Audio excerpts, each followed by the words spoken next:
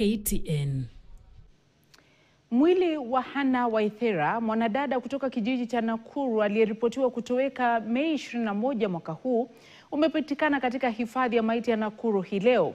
Familia ya marehemu ikiongozwa na mamake Mary Njeri ilitambua mwili huo baada ya kupata ripoti kuwa maafisa wa polisi walikuwa wamewasilisha mwili wa mwanamke ambaye hakuwa ametambulika.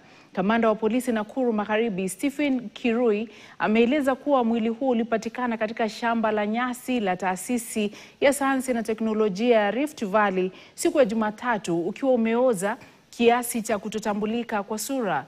Marehemu Hannah alikuwa ameajiriwa katika duka la M-Pesa na wakati wa kutoweka kwake alisemekana kuelekea benki kuweka pesa shilingi 200,000 pesa taslimu, ila hakufika. Familia sasa ikililia haki.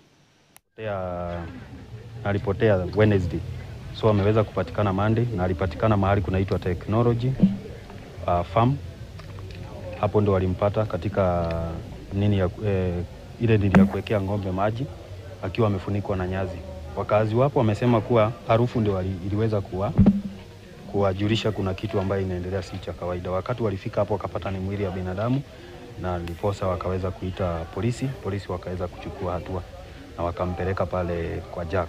Ni uchungu sana, mtoto anapotea na anaenda akiendanga na anapatikana akiwa maiti. Mimi ile kitu naomba tu ni serikali iwajibike na haki ya msichana itendeke, sababu sio hivyo, ni uchungu sana. Inaonekana huyo msichana amepitia uchungu, hata sina wacha tu.